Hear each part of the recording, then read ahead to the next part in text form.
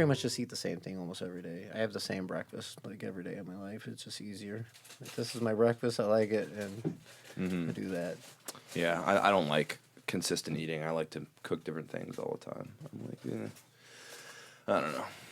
My buddy's my one buddy's like 30 and he's like massive. He's just like a huge guy.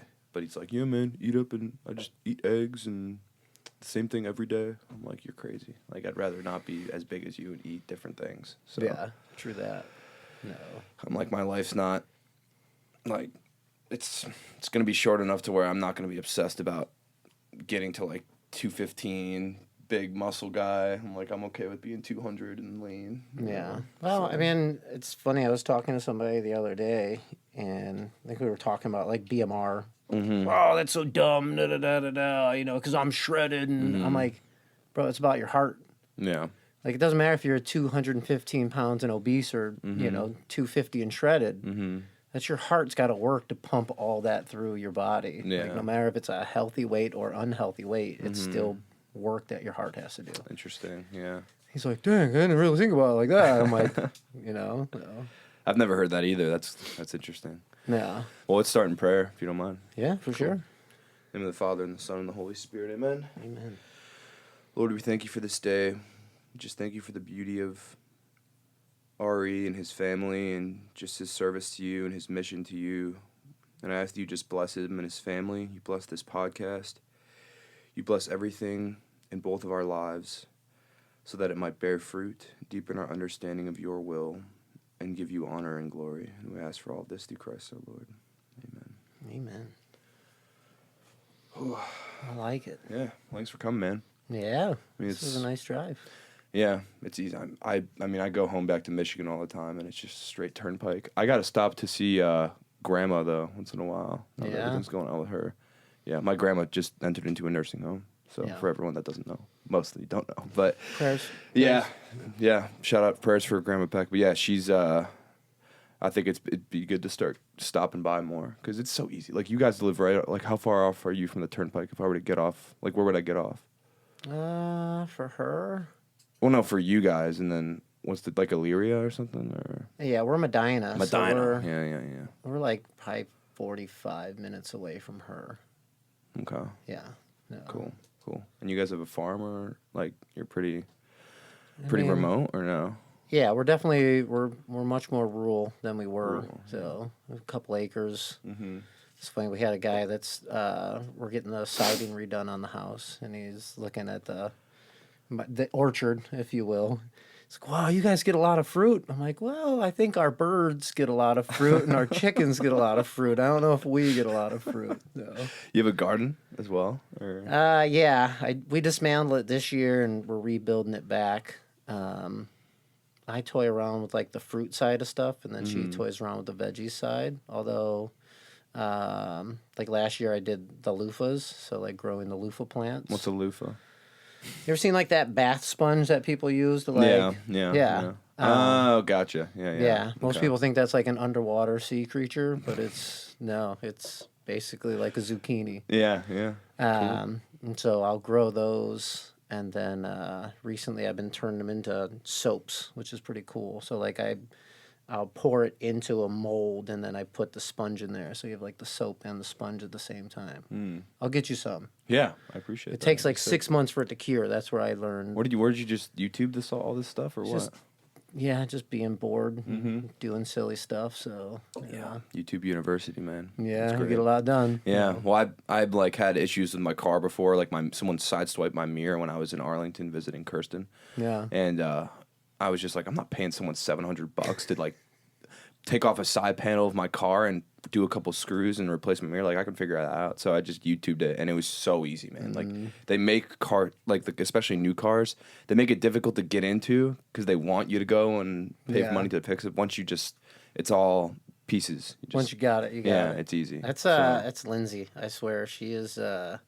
She will not pay anybody to do anything, and I'm like the first one to outsource it because I have no skills in my life, none. Which I realized when I bought my first house, like, I have no skills. Like, I'm worthless. Like, dishwasher broke. I'm like, I called the dishwasher person. I don't know how this works. She's like, "Oh, we'll figure DIY. it out." That's good. That's a good quality though, man. I Because it tell pushes you. you to learn, right? I was at the gym one day, and this guy was like, "Man, how'd you get yourself one of those?" I'm like, "What?" He's like, "Man, your girl on social media just posting how she's saving you money. My girl just posting me how she's spending all my money." I was like, "Oh yeah, I'm lucky. She is a cheap chick. She does not like to spend money." Yeah, she's awesome, man. How'd you guys meet again? If you don't mind me asking that. So yeah, we initially met when I was working at a restaurant, and she was young, so there was no like, there was no. I was like, that chick's nuts. Like, she's a maniac. Still to this day, I will say. But I remember at one point, like, we were always just laughing at each other. Neither one of us took work serious at that time. And I remember talking to the dishwasher who was like around her age, Joe, and he had said something. I was like, "Nah, bro, that's the type of chick that you marry." He's like, "Oh, no, she's crazy." I'm like, "Yeah, but she's got no drama. Like, that's the type of girl that you want to marry." Who would have thought, a decade later we would be hanging out, having conversations, and then, Yeah. well, the good Lord says we should get married, and there we go. So, Jeez, man. yeah. So you were working at the same place, and then, or Yeah, so we were working at a place called Fowler's Mills, which Okay. was, pretty close to her house. And then I left there, and then like 10 years later, I was talking to somebody on Facebook, and she was like, "Is this RE?" And I was like, "Well, I don't know how many REs you know in your life, but I'm pretty sure I'm the only one." So That's yeah. amazing. Yeah, and then Wow. slowly but surely we started, going on some dates, and yeah. Next that thing you was- know, And then Were the you- phone call came. the phone call. Were you and you weren't baptized yet, right? No, yeah. So yeah, it's a crazy thought. When I talk to a lot of people, I'm currently at today's day. I'm almost 46 now, so I'm 45 years old. And I wasn't raised with any religion. I didn't know anything about nothing. Yeah. And even when we got married, I remember, the only real criteria, they were like, "Well, do you care if your kids are raised Catholic?" I'm like, "I don't really care. Dude. You can just do whatever she wants with it. Yeah. I'm over here doing me. You guys can do you." And I realize now the importance behind that thought process, which I didn't understand at first. But the fact that she accepted me not as a Catholic was really cool, and not pursuing any religion. I had no concept of it. It's funny. I was my good friend Jacob, which you should have him on the podcast. He's a dude. Yeah. We were talking at dinner one day, and he's like, "Man, it must be so awesome to go like 40 years and then just go and get a baptism and have the whole slate wiped clean." And I was like, "Yeah, imagine going 4 decades without knowing the Creator, without knowing there's somebody that's been yearning for your heart." And he's like, "Oh yeah, that wasn't as good as I thought it was." Yeah, man. Yeah. Like, I mean, there's some blessings behind it, but yeah, at the same token, it's like, yeah, like I missed out on a lot, because I didn't want to pursue that relationship. Yeah. I mean, but I'm sure God makes up for lost time. He is a persistent individual. I Yeah. will say that. Yeah. You look and I can look back at decades of the signs of like, I'm trying so hard. Like, just give me an inch and I'll meet you the rest of the way. And I wouldn't give into it. I fought it, when I look back at my life, it was easy to see how I could just push it away, with it not being a part of the family culture. Like, there was never a Bible in our house. There was never a crucifix or a cross, or I think the only time my mom said something about religion is like, I think I said "God bless you" to my mom. That's the thing you say to people. And she's like, "Oh, that's just something people say to make sure the devil doesn't crawl up your nose." And I'm like, "Oh, okay, I don't." So it was Yeah. even like standoffish on Yeah. that, and I guess my grandparents were Protestant.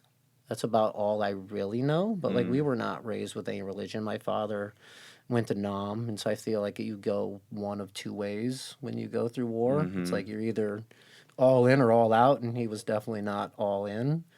Um, I asked him about it. I think my late 20s. I was like, hey, why didn't we ever do any of this? He's like, I didn't feel like it was my place to tell you what you should follow, which, you look back at now, like maybe you should. I mean, I look at my job now as a spiritual leader for the house. It's like, yo, like one job's to make at least 3 disciples. Like I'm gonna make 3 little disciples. That's if I got three, I'm doing good. Any other ones, it's a blessing. So any more that I can get to heaven, I'm gonna try. But I'm at least gonna get them 3 there. Or at least I'll try. Yeah. Yeah. And I'll share some stuff. Sure. When I was young, I was probably, I don't really know the age, 9, 10, something around that age, old enough to know this isn't right. And there was a family friend that violated me, a male figure. And I'm like, this is not, I learned evil. I learned evil in the world very quickly. And then growing up with my family, you learn like the dog eat dog, the code of the street style life of like, cool, like I'm going to get mine, you're going to get yours. And so you grow up with this ethos from that way. But, then you capitalize that as you come into the 80s and the limelight of, the scandals in the church. And, I was like, well, I'm not turning that way. Obviously, I'm not like, I already don't like men of authority. And this just like put the stamp on that. So I ran as far away from that as I could. And then, the only time I had went to church was we were in Boy Scouts, and it was like in the basement of a church. I'm like, oh, okay, I don't know what happens in here. Um, and then we had at one point, I think my parents went on vacation, and so they like made this Sunday school bus driver try to pick us up. And you want to talk about an evangelist, like somebody trying to get people to God? That guy didn't just drive the bus; he got off the bus. He's looking in the windows. If he sees you moving, he's going to point you out, like, get out here, I saw you moving. Yeah. Yeah. Because I got caught moving, so we went to church one time, and my brothers was like, I hate your face. And I was like, okay, we never do that again. Yeah. I learned my lesson. So I ran as far away from God as I could. I remember being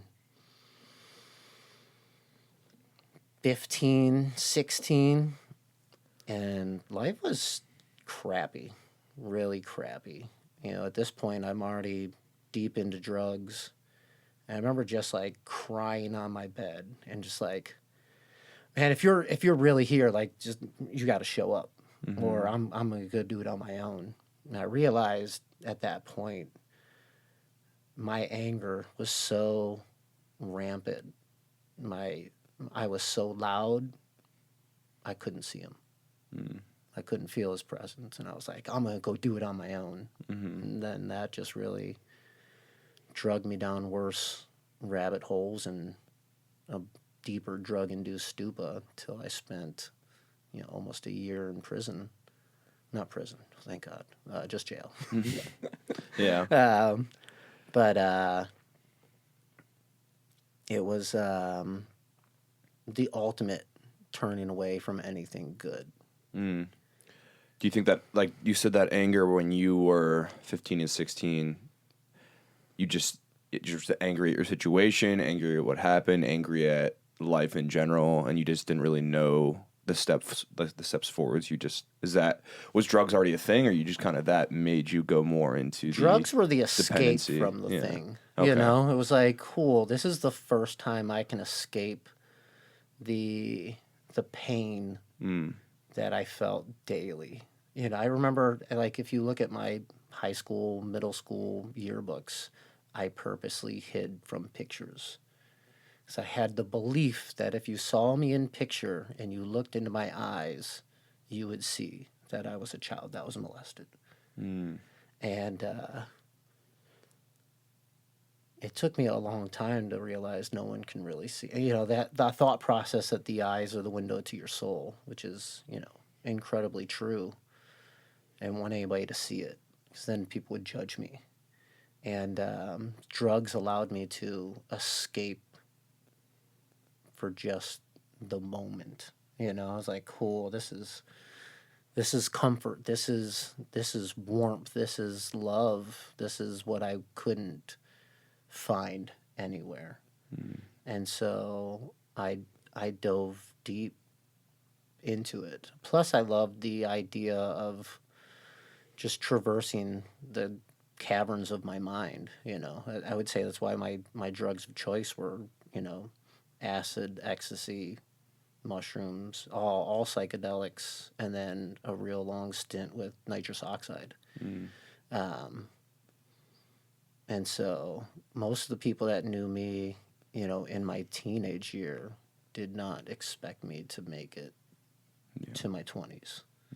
So I remember getting married. My good friend John was like, man, this is so cool. I'm like, yeah, it's cool, man. This is great. He's like, no, that you're like alive and not doing life in prison. I'm like, what? He's like, not gonna lie, bro. Like, Yeah. I didn't have much high hopes. My betting odds were not on you making it Wow. this way. I'm like, oh, it'd been nice to know that before. Wow. And you said you knew him since like a young age, or? Yeah, we hung out as mostly like high school friends, and then up from there. So I was already, I was deep in. I was deep in the game at that point. So what's the life after high school? I mean, high school, my dad kicked me out, as he should have. It was like, go to college or leave, And so I did like the college thing for like a semester, and I'm like, deuces, I'm out on this. Yeah.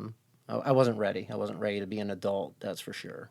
So then I left, and there was a stint of like, I didn't have a job, or like a stable income. So I was figuring things out, ways to flip money. Drugs were an easy way to flip money. The rave scene was really big in Cleveland at that time, which was nice on the weekends because there was a place to stay all night, like show up at, midnight and you don't have to leave till 6. And it's like, cool, now I'm back in the real world. So that, which is obviously going to be a lot of drugs there, that helped. I remember sleeping on park benches, and I'm like, the hell am I doing with my life? And I just couldn't see a path out, except, I was like, at the same time, I'm like, that I am living the life. I'm living the best life. While you sleep on a park bench, probably not the best. I had a car, so that was nice. It's my grandfather's car they gave me, and he had passed. And that's what I knew churches. I could sleep in a church parking lot and not get in trouble, So I could sleep in my car. All my clothes were in my car, basically living out of my car. Occasionally I would creep back in my dad's house. Like I could crawl across the roof and back into my top window. And whether he knew or not, he probably knew, but he didn't come up and say anything. And I would just crawl out the window and leave later. So it worked until I got arrested. That was a wild one. That was that was. You want me to dive into that? If you're one?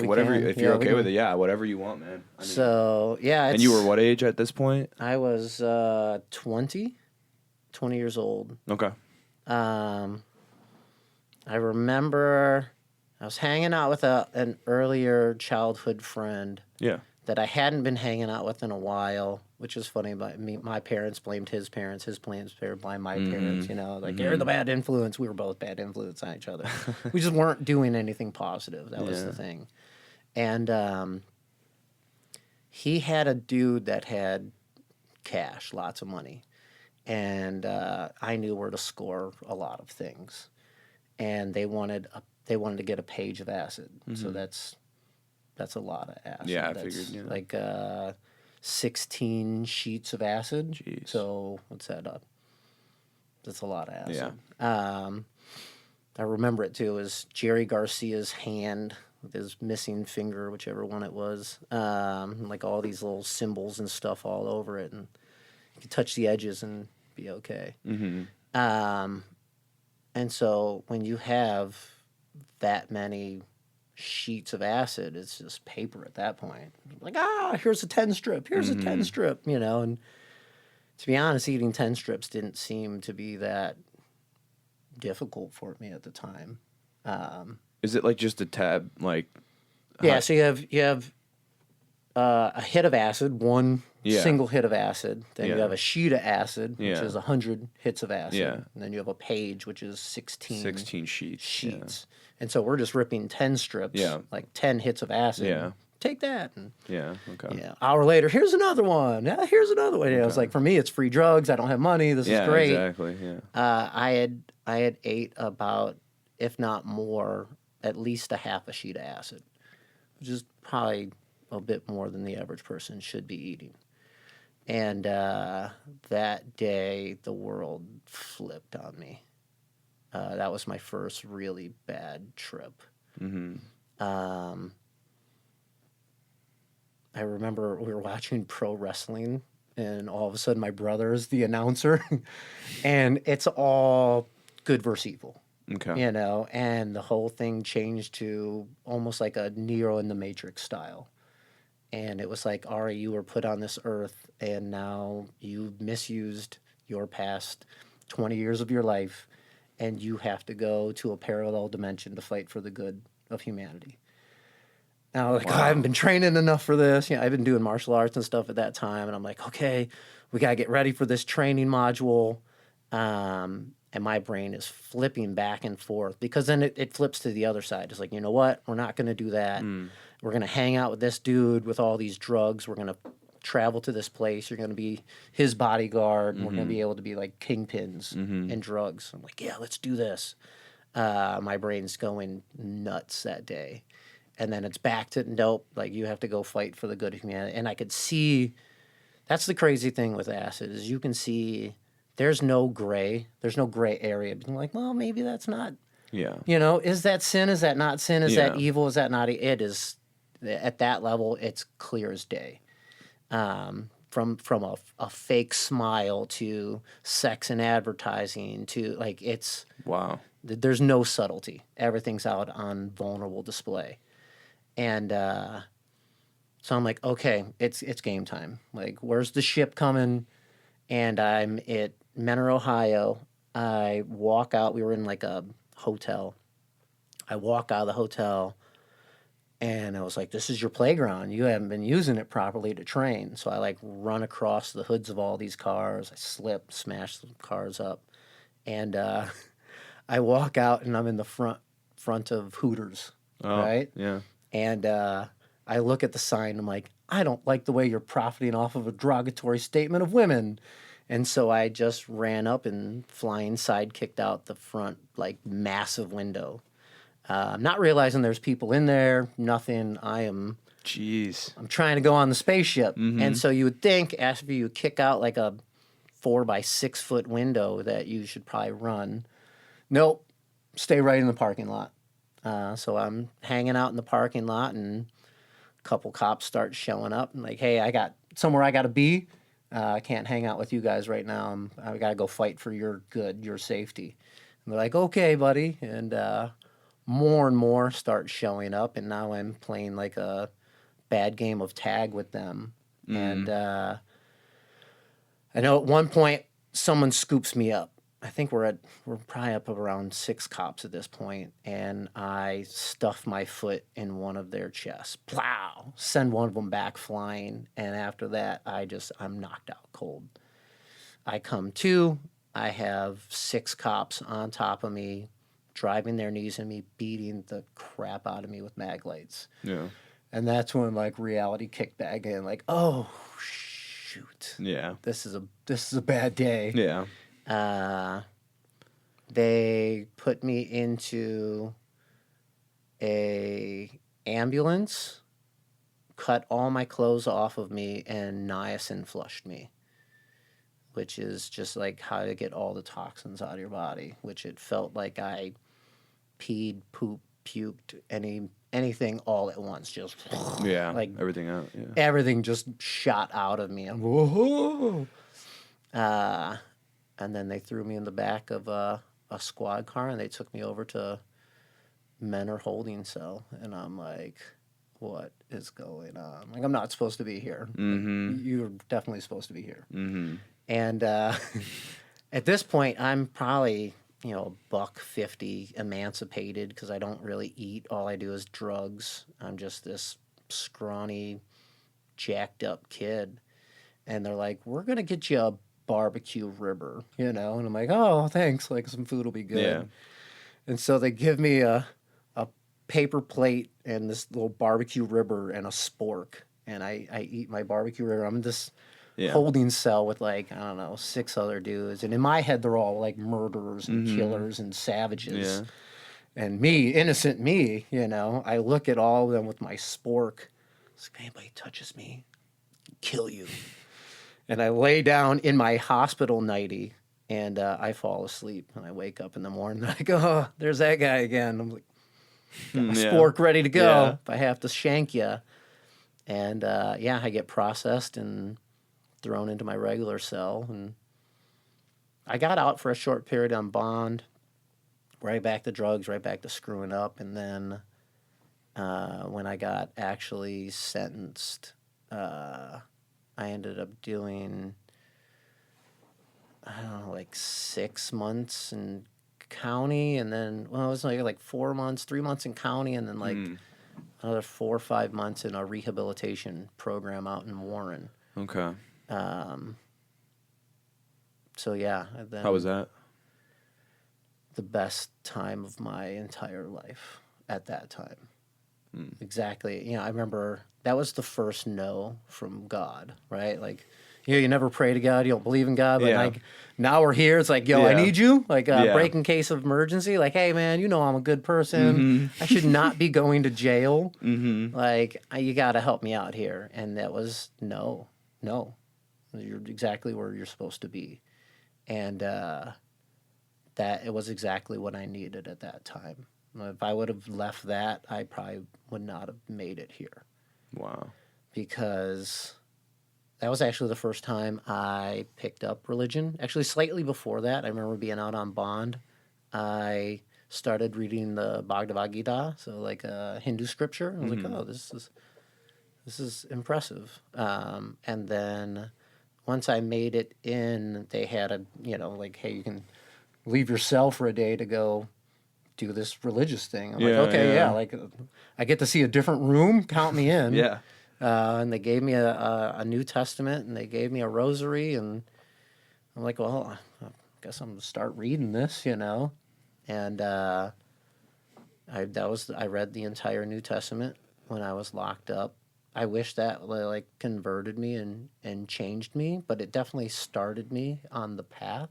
I still have that New Testament. It's in my daughter's room. Yeah, she keeps it in her room, which is really cool.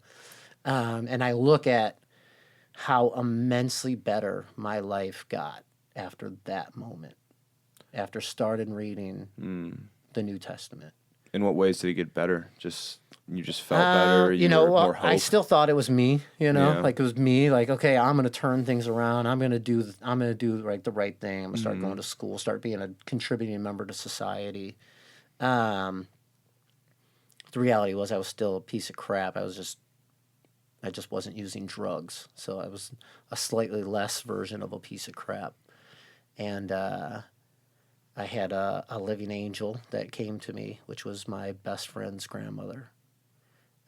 She visited me while I was still in county, and she says, hey, I think I met her one time before. And mind you, like, probably in a drug-induced stupor. I know she didn't like me. Like, I was not a good influence on her grandson. But shouts out to Jeremy. It was like, hey, if you can do something to help him, can you help him? And that was the type of lady she was. Wow. And so Grams comes to see me in county. And she's like, heard you screwed up pretty bad. And I'm like, yeah. And she's like, so how does it work after this? I was like, okay, well, I'll be in county, then I'll go to the rehab center, and then after the rehab center, you have to have a drug-free home to be in, which would not be the house of my parents, and I have to have a job. Those are like the requirements to get out. And she's like, so how do you do that when you're locked up? I'm like, well, at that point I will have to go into a halfway house, and they'll, give you some job. I'll probably work at some fast food restaurant or something, like whatever they give me, I'll just do that and I'll find my way through. And she goes, you're not going to do any of that. And I'm like, what? Like, What do you mean? I'm going to turn around, and she's like, you're going to live with me. I have a guest bedroom. You're going to stay in my guest bedroom. And I've talked to my son who works at TGI Fridays, and you are going to work for him. And I'm like, lady, I don't even know you. Like, why are you doing this for me? Yeah. And she said, because some people deserve a second chance at life, and this one's yours. Don't mess it up. Wow. Yeah. And then she came to visit me almost every weekend after that. Oh my gosh, man. Yeah. Before you got out? Or, yeah. I mean, even driving all the way to Warren, Jeez. like she was an absolute godsend. And she's a Jewish woman. Mm-hmm. And she was amazing in helping me get back on my feet. And mind you, like, Jeremy, I love you to death. Jeremy was still messing up pretty hardcore at that time. And Jeremy needed a place to stay. And, like, I'm cleaning my stuff out of the guest bedroom. And, like, I'll figure it out. I'll sleep on the couch or something. She's like, what are you doing? I was like, well, I know Jeremy needs to come back and stay. So I'll crash on the couch and I'll figure some things out. I can shuffle some things around. I might be able to. She's like, that's your room. I'm like, no, like, that's your grandson. She's like, he's still screwing up. You are getting yourself together. He can sleep on the couch. If he stops screwing things up, then maybe we'll talk at that point. But right now, that's your room. Wow. You continue to do what you're doing. And I went through school. I put myself through school. Graduated with a 4.0, which was pretty awesome. I was like, man, if I got to pay for this thing, like, I'm not getting a B. Not happening. Yeah. And I don't remember how many years I stayed with her. I lived with her for a couple years, and then finally I was like, okay, I can start to, like, I got to move into my next chapter. Yeah. Which is good and sad, because shortly after, within maybe 3 years, she deteriorated fast, and like dementia kicked in. I remember talking to Jeremy, and he's like, yo, Grams is not the same. I'm like, what do you mean? He's like, we got to put Grams in I'm like, no. He's like, bro. Yeah. And he tells me a story. I'm like, okay, she's not right. Yeah. Like, she's not. And that was a hard one for me. And then I remember when she passed or when she was about to pass. I remember going to see her, and there was just like a rapid change. Like, it was not, she was dementia, so she would have like weird stories, like, oh, I got a boyfriend. I'm like, that's gross. That's like, I don't want to hear about this. This is gross. Yeah. And it's just silly, being silly. And I come see her, she's just like solemn, not speaking. And I'm like, what? They moved her into a different room, and I'm like, what's going on? So I'm like trying to talk to me. I'm not family. They're like, we can't tell you anything. You're not family. Yeah. And then finally some lady's like, listen, let's talk. Like, you come here a lot, and I know you're not family, but this is what needs to be said. She's going to die, and she's going to die very soon. And she has a do not resuscitate. So that means when she passes, probably in the middle of the night, like she will, we're going to have to try to bring her back. We're probably going to crack her ribs. We're going to destroy her body. And we might bring her back, but it's no way for her to come back. So call whoever needs to call and get them to fix this issue. They need to take the DNR off her, and they need to start saying goodbye. Yeah. So I'm calling everybody, we got to get here, and, rallied everybody over there. And I remember, like, chatting with this lady, and she's like, she's got, like, 48 hours. I'm like, yeah. I'm not saying you're not good at your job, but, like, this is crazy. Yeah. And you think that it was more or less time than that? It was there was a couple more days, because I remember the 48 hour pass, and I was like, hey, because she was like, here, like she's talking right to her, like she's like, you can see by this if you look at her nails, you look at these Oh, things. okay. These are the Gotcha. telltale signs that like, It's not it's gonna. over. Yeah. And so the 8 hour mark passes, and I'm like, oh, what's up? Yeah, subject matter expert over here. And she's like, she's waiting for someone. I'm like, excuse me? She's like, someone hasn't arrived yet. I'm going to keep names out. She's like, Yeah, please do. as soon as those people arrive and say their goodbyes, it will be done. And so I share the whole story with her. And, you know, she got pretty crapped on by a lot of people in her life. And I remember her saying, she's like, just wait. She's like, this day you will see those that hurt her the most will cry the loudest. And I remember, oh, the wailing, you can't go, don't go, you know. And I remember being outside of the room because she was like, y'all need to have your like moment with her. And she barges in the room and she's like, you selfish son of a... It's like, how dare you ask her to stay any longer? Let her go. And Who did? Oh, sorry, that wasn't you. that was the lady. Oh, the lady, okay. like the social worker. Okay, Just gotcha. like yelled at one of the family members. And I was Wow. like, oh man, Wow. you know. And Yeah. I had to get on a plane the next day and go see my mentor Jill Miller and do a workshop because we were getting ready to tour a bunch of health clubs. And we were Okay. doing like a self-care workshop for health clubs and teaching them like a new format for them to teach in their clubs. And, you know, I remember the family was like, you can't go. You can't go. And I was like, I got to go. Yeah. And I wake up the next morning and I see the text message and I'm like, or I see the phone call, the voicemail. And I'm like, I know exactly what that is. And I listen to that voicemail and I'm like, crap, I have 8 hours in this like teaching atmosphere, like student atmosphere Yeah. that I need to be 100% present. Yeah. And I'm like, how am I going to get through this? And then it hit me. I'm like, I'm exactly where she wants me to be. Whoa. This is it. Like, I don't need to be there. I need to be here doing exactly what she brought me to do, to start giving back. And it was, I didn't say anything. I didn't tell my mentor. I didn't tell any of my friends, my colleagues. I was like, let's just go. And I rocked it out and hopped on the plane and cried my eyes out on the way home. And I never told her till like maybe 5-10 years later. She's like, what? Your Grams died that morning? I'm like, yeah, like legit. And, but that's what like, what was I going to do? Stand over a body? I Yeah. didn't need to be there, you Yeah. know? I need to be doing what she set me out on the world, like starting to be the mensch. She goes, you're going to become a mensch. That was my favorite. You'll become a mensch, or Yeah. Yiddish words. I remember I'm like, I'm a mensch. I'm a mensch right now. I'm doing the right things. I'm on the path that she saw before I could see it myself. Yeah, man. Jeez. She gave it's like almost like, yeah, she gave everything for that moment to be realized, you know? Yeah. That's crazy. Yeah, it That's was wild. So, and then, matter of fact, on the day of her funeral, I wasn't able to make that either. Because I had owned a gym at that point, and I had somebody coming into my gym to teach a workshop, and I'm just like, again, like I don't need to be crying over a body, you know. I need to be continuing to do, you know, love the family, but like this was a me and her thing, and this is what she wanted me to do. So I didn't go to the funeral either.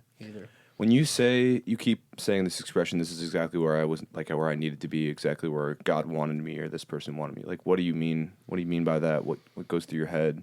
The path that I was on was so radically different. You know, it wasn't as much about me, you know, but more like how could I develop knowledge in a way that I could give back? How could I serve others? And in that was my modality, you know. First there was, you know, the venture through martial arts and teaching people through that, and then learning how to take care of the body, and then helping people live better in their bodies. Like Yeah. this this was the way that I could give back. I'd put all my time, energy, and resource into studying anatomy, studying kinesiology, studying how the body breaks down and how to repair it, and then being able to give that knowledge to others to empower them. Jeez. And where did the martial arts thing, to go back a little bit, where did that come in? Like, why did you start doing that in the first place? Oh yeah, so that was something I always wanted to do as a kid, and I think it was like I wanted to make sure that I could protect myself, never be violated by another individual, and then that manifested into my ultimate goal, which was my plan was to meet that man again, and I was going to take his life, or at least maim him to the last breath. And so when I was looking at martial arts, initially, my best friend's dad was a martial arts instructor, so it worked out well. I remember going to see him. I was like, "Hey, I want to become a martial artist." And he's like, "Yeah, your brothers tried that too, and they kind of flaked out." And I'm like, "I'm not going to flake out on you." Yeah. He's like, "We'll see." And he put me through some rigors, which was awesome. I remember in the beginning, he would give me one drill, and he'd be like, "I'll be back in an hour," and he'd go have his dinner, have his shower, cleaned up, and if I was still doing it when he came back, he would begin to teach me again. So I built a great foundation, but I knew Taekwondo wasn't going to get me where I needed to go to be able to damage this man at the level that I wanted to damage, and then most likely end up in prison, which means I need to be able to defend myself in an uneven fight, 3-on-1, 5-on-1, who knows, makeshift weapons, edge weaponry. And so he was at the time studying Filipino Kali, and I was like, that's what I want. And What is Filipino Kali? Filipino Kali, it's the art out of the Philippines. So it was first built and born out of tribal warfare. Okay. And then later honed in on the occupation of the Philippines. So it was all built out of war. So it's Gotcha. heavily influenced by edge weaponry, knives, swords. And then, it was built for the little guy, which is nice. Like, I don't know if there's not many giant Filipinos out in the world. Yeah. Love you guys. But you guys are just little nuggets, little micro machines. And I was little, I mean, I was like $150 back then, and so it played well to my strength. I'm also not flexible at all, which is funny. I teach mobility. I'm not a very flexible individual, but it was nice. Like, I wasn't kicking above the kneecap. I'm like, this is great. Like, I can take a kneecap out good. I'm not trying to kick anybody in the face because now I'm on one leg for way too long. That's not stable. And so I poured everything I had into that art for that purpose. Yeah. I wanted to be not just a good martial artist. I wanted to be an efficient killer. Like, I'm studying how quickly, if you slice through the femoral artery, that the body is going to bleed out. I'm like, okay, studying at a level to break down the body extremely efficiently. That's go back to owning a house. I'm like, I have no skills except for how to hurt a human being. This is not good. I don't know anything. And so, it's funny as you go through life, you look at, maybe a message out to all the people that are going through some crap right now. I can look at that heinous act as a young child, and then look and see how much good came from that later. And only because of God being able to show me that created a level of discipline in my life, a reason, a will to live for that period of time, and I got to do a lot of good with that art, whether that was doing a workshop for women that were abused in domestic violence, or doing an edge weaponry course for police officers. Like, a lot of good came from that. So it's like, okay, cool. I drew the short straw. like own it, run with it, live with it. And now it's, it's a blessing, maybe without that, I don't think, I needed that to happen in order to have discipline later. While it pushed me away from a lot of things, that the idea and concept that God can see the beginning of the end and we can't. And so what I see is I got slighted, I got shorted, I got abused, I got, like, screw this. And then this was actually in RCIA classes, OCIA classes, caveat. Yeah. That I came to the conclusion of like, oh, look at this. This, like, if I look at this from a beginning and end, oh my goodness, this was, like, hard to say a blessing, but this was a blessing in disguise because of the amount of good that came from the evil. And so I think a lot of times when people have that, well, how can evil exist in the world, or how can we have such an all-powerful and all-loving God and then there's still evil? Because good can come from evil. And the reminder that God's ways are just, and there are lessons that you need to learn on your way. And I think when you look at it from that scope, that you don't know the end of what that shortcoming, that slight, that I didn't get that job, or I got fired, or I got, abused, I got, whatever may be going on in your world, I got the short stick, if you will. Yeah.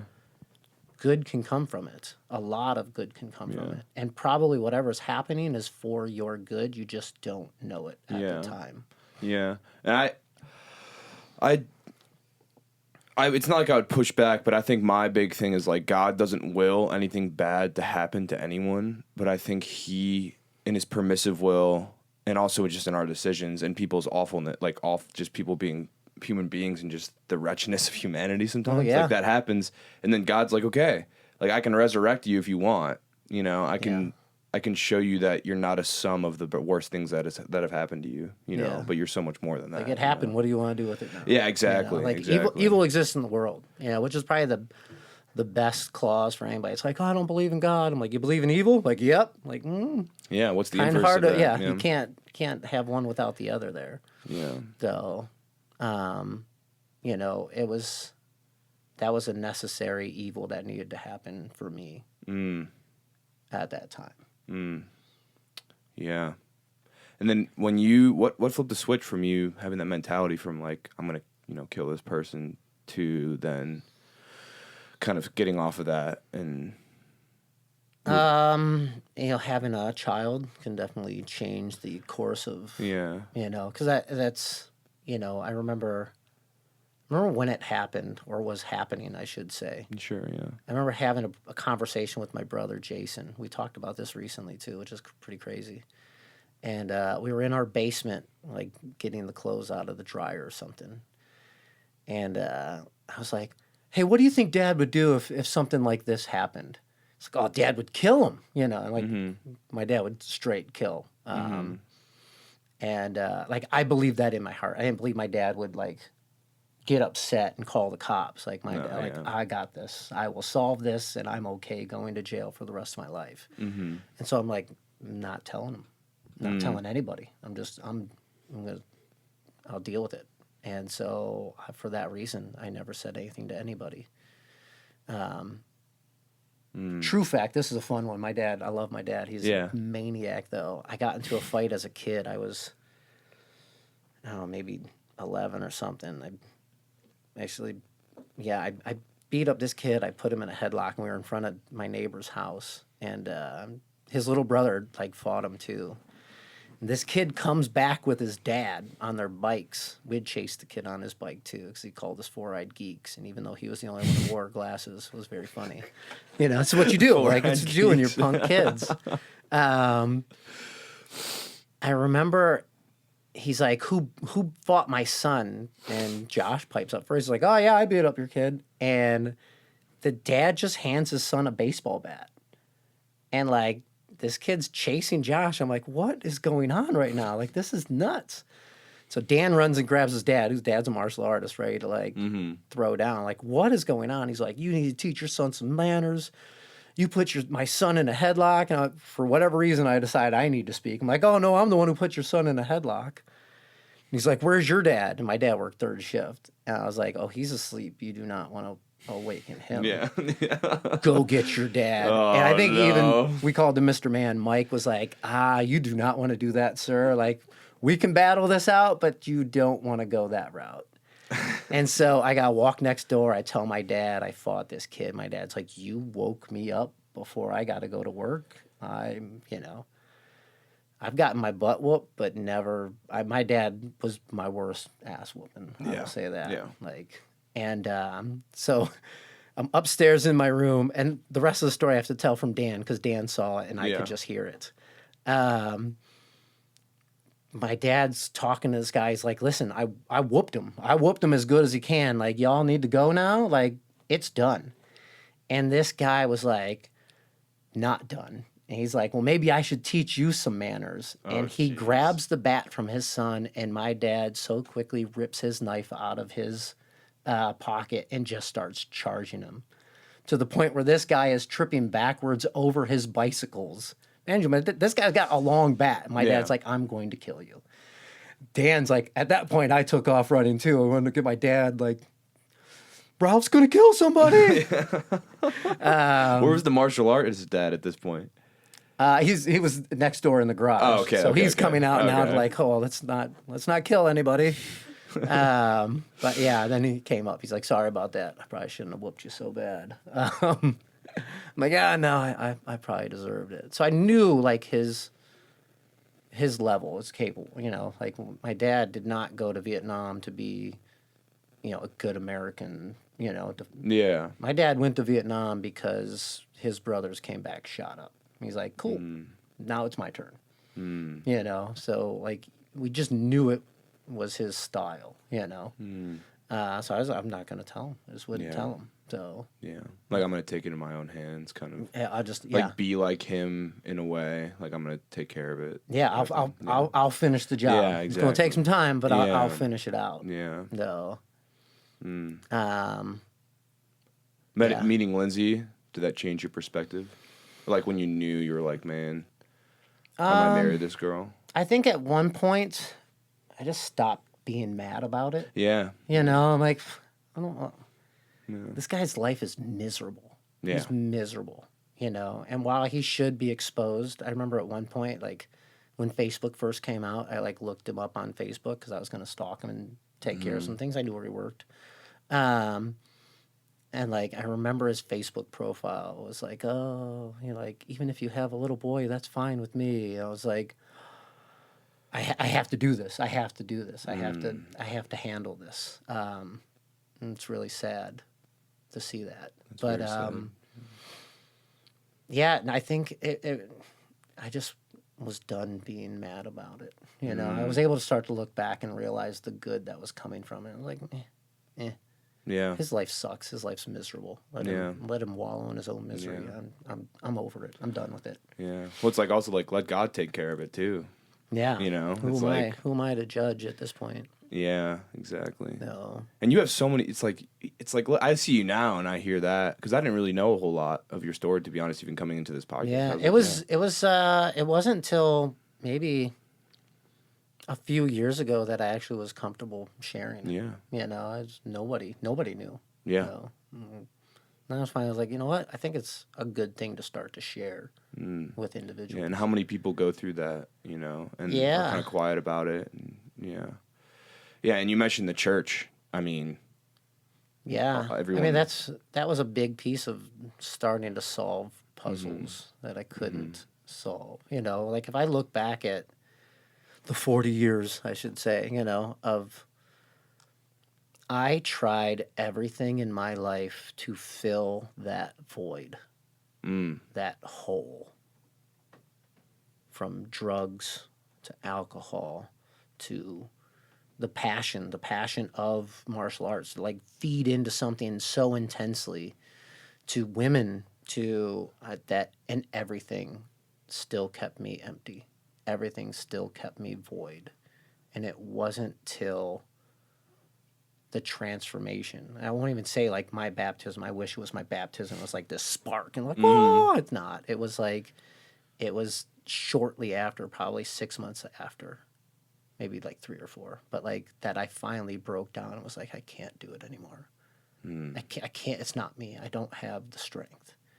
And that I felt picked up and I felt that warmth of like, I've been waiting for you.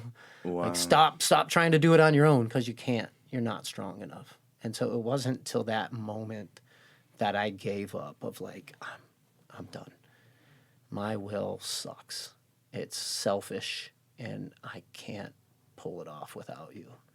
That's when it happened. Total desperation. Yeah. Jeez. When was that?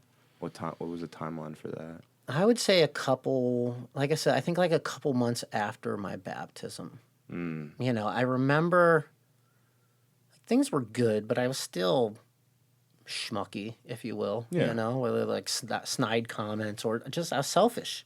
I was still selfish, you know, and I had this resolve that I was going to be better. I was going to do things better, and you know, now I'm Catholic, and you know, we're going to church regularly, and you know, everything's going to be better, and I didn't need anything more than that. And then within a few short months, I'm right back in the same unhealthy habits, you know, whether it's pornography, and I'm just like, what the heck? I'm supposed to be stronger than this. I'm supposed to be this good Christian. And that's when I was like, I can't do this anymore. And I just gave up. I was like, take it. Whatever needs to happen, like, help. And I remember hearing, like, you got to get off social media, man. That stuff is not helpful. And he's like, look at your social media. It's filth. You know, and it wasn't like I'm like trying to find it, but it's just there. Yeah. You know, like, you know, whether it's girls that are trying to flaunt themselves with their filters and their, you know, expose everything out there. Also, the bodybuilding world, it's like, look at how good I've built myself. Like, it's all out on display. It's, yeah, I just naturally went like right back into these filthy habits. I'm like, I'm done. I'm done with this. So I deleted all the apps off my phone. I still don't use them. Heck, oh my gosh, Facebook is terrible. I went back on it the other day. I'm like, why does anybody like this? Yeah. Everybody just hates each other. Everybody's mad, trying to build this echo chamber of, oh my, like, even if I believe in your cause, I still hate it. Like, who cares? Shut up. People talk about all the time how social media, and I was listening to Jordan Peterson talk about this, but he's just like, yeah, social media is just it's a playground for psychopaths. He said it was one thing. Yeah. Because they can hide in whatever persona they want and say whatever they want, and no one knows what their actual end game is, you know. And even if they're exposed, they're not, like, you won't actually know them. To, like, there's no consequences to a social media post if you're just a no one, you know. Yeah. Which is interesting. And I think it's just people's playground for insecurities, you know, as well. Yeah, And it's, you know, it's funny because at the same time I was watching this, like, I love to observe a lot of stuff, and I was really, reels were starting to get really big, and I'm like, I wanted to understand why I'm being fed these reels. Like, obviously I was getting a algorithm lot or of, something? like, a lot of backyard fighting. Obviously, I love violence. I love it. I love watching it. I love participating in it. And so I always get, like, whether that's UFC, whether it's backyard fights, like, oh man, bum fights back in the 90s. That was like my favorite documentaries. Terrible. I'm a terrible human. But so I'm like, why do I get these, you know? And then it was like, oh, this girl, ooh, you know, I was like, why would I get this? And so I started to, like, follow this path. I was like, I want to know about this person. And I would go and watch their stories, or, like, actually I would just study their, what is it? The views, their likes, whatever. I don't know what it is. Like, the number that they're gunning for, the shiny number that gets you nothing. I don't know what it gets you. And you would see these, like, 20 views, 50 views, 100 views, and then you would see them expose a little bit more than they normally expose, and it's just like bam, this flood of views that hits, and then they're like, this is me, look at this, let me just put it out there all the time. And then you watch that view count just like dwindle, and it's like, oh well, I'm gonna give you more, I'm gonna expose it even more to try to get it up. And it was like, this is sick, this is vile, this is there's like a social experiment going on of like, I bet you we can get that girl to expose herself a little bit more if we feed her this. Jeez. Or that somebody, like the notice of like, oh, she's normally more conservative and this one is not. And let's feed that and then watch what happens. Yeah. And it's disgusting to watch it.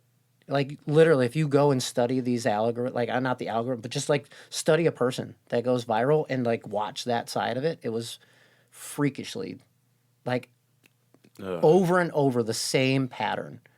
Slightly conservative and show whatever their passion was, whatever they were showing, and then all of a sudden they were a little more risque, and then it was like, cool, now it's my passion plus my risque. And then it was like, oh, now I'm viral. Like you'll see one go viral, 1 million views, and like, oh, I'm the greatest person in the world. And it was like flooded this disgusting filth, and I'm just like, wow. It's nuts. That is nuts, man. Yeah, I had to download, make an Instagram account for this, and I've been off social media. Like Xavier, one time we were driving home from Mass, Christmas, like 2022, and I had like Snapchat, and I was still in college doing my thing, and wasn't really, like I was going to Mass, but wasn't really super faithful, and Xavier's like, delete your social media accounts, I dare you. And I'm like, all right. And I literally deleted all of them that night. And I was like, what did I do? Like, I actually deleted them, like, full scale. So no, like, just deleting the app. Like, I, like, flushed all of them. And then, like, 2 days later, I'm like, this is great. You know, I'm not accountable to anyone. I'm not accountable for making sure I send people certain things at certain times. It was great. But then I re-download Instagram, and I'm like, oh, it sucks, man. Like, because it's so easy to get pulled into, like, man, baseball videos or whatever. Yeah, it's like, I still have this. Like the other day, I was looking for patio pavers. I'm building a new little fireplace area. I was like, well, I'm not gonna look buy at them you, from come a Home long way, Depot. man, in the DIY. Yeah, baby, I got it. But like, I'm gonna go find somebody that's getting rid of their stuff. Well, I'm gonna buy it cheaper. And within 10 minutes, I'm scrolling Facebook. I'm like, what am I doing? I don't like Facebook. Get out of here. Like, ugh. I absolutely despise it, but it's like a necessary evil. I'm like, someone else do my social media account. I told Bethany, I'm like, how do you feel about it? And she's like, no. She's like, I will not do it. And I'm like, yeah, don't ever download it. I mean, it's a play. I feel like, so they talk about men's greatest insecurity is like the fear of failure, and women's greatest insecurity is the fear they're not going to be loved. And I feel like that like social media online, especially with them, like men are trying to constantly prove that they're not failures, and women are constantly trying to prove that they're loved. Yeah. You know, and I'm like, whoa, you know, it's just everywhere. From the whole viral sensation of like, I got 1 million views, I got to keep doing this until I get 2 million views and 3 million. And like, what's the end goal? Yeah, like, are you loved by a bunch of random people, or are you loved by the person who like has had you in his mind from the beginning of time? And like, what does it take to realize that, like you were talking about? And I think it takes a lot of different things, but for men, it's like, oh yeah, I totally am I am a failure without you, you know, like, and my life will continue to be a failure in the sense of like, really what you made me here for is to be with you forever, and I'm failing at that because that I need you for that, you know. And it's just, I think men go through. I started this college series with like young dudes, and I had my brother on, and looking to get some other people from Duquesne on, and they will tell you first how you go to college and it's supposed to be one thing, and then you try to be different. And everyone looks at you as like, you're freaking weird, you're crazy. Yeah, how dare you take away from my experience of being in the system, you know? Yeah. In like the system of sin, I think. Yeah, it is a system of sin, man, because it's just like, what can we... I think the devil's end goal is distraction, too. It's like, what can we get these young people to do constantly every weekend to distract them from how much I love them, and them actually feeling that? Because, you know, like, when you felt God's love, it probably was just... in some way, shape, or form, you probably had moments of like, wow, I'm really experiencing God's love, and it makes everything else fall away for a little bit, you know? Yeah, but first, like, that embrace, that real embrace of like, finally that void is gone. A void, yeah, that you tried to fill, that that everyone tries to fill with sin and pleasure. I was talking to Xavier yesterday about. I keep mentioning Xavier. I mean, we talk all the time, but he. It's a good voice to talk to. No, it is. He's a great man. He's a great man. But just young people in general, I've found God. Like, I love to do these certain activities that aren't sinful, and I'm just like, God, this is fun. I'm gonna play like video games with my friend once in a while. Or I'm gonna do this and that, and things that like might lead me into sin later, just from being complacent. And God kind of struck me the other day, like in my mind, He was like, Where are you going? are you willing to give up everything for me? Or are you just saying that you are? And I'm like, gosh, man, like I feel like that rich dude who gave away everything, and the God's like, everything, and he walks away sad because he's like, I don't want to give you everything. Not everything. Yeah, because I don't trust that you can fulfill me in the ways that these things do. And I'm like, ooh. Well, it's tough, right? Like, if all you know is worldly consolation, how can you give it up for, the promise of the Ark of the Covenant? How can you give it up for? It's like, maybe you've never experienced it, you've never felt it. It's like, it's the world that we live in right now is extremely, it's palatable, it's tangible. I can, it's enough. It's enough, more than the promise or the thing that I have not yet experienced. Do you want me to sacrifice for what? There's that confusion on the individual that hasn't been converted, hasn't been truly transformed by God's love. And the devil's an impressive individual. Yeah. It's like, I'll give you whatever you want. I'll give it all to you. You're going to love it until you realize it holds no value on the final day. And you're like, wow, that's great. Yeah, there's enough to distract you until it's too late, or until you, it's not like it's never too late. You really think about it. Like, God's mercy, I think it just needs a little bit, Yeah, but at the same token, you're right. Like, when you think of the idea and the concept of like faith without works is dead, and it's like, there's the big, well, you guys think that you need works and you think it's just faith, and it's like it's not a one or the other from the scenario, but like, that's your God, that's your comforter, that's my best friend. Like, what kind of relationship am I in if I'm just like not putting deposits back into that relationship and not for anything back? Like, I know there's no, and like that's the reality. The reminder is like, no matter how many good works I do, none of it merits me a pass in to the promised land, but you do it anyways. You do it because you love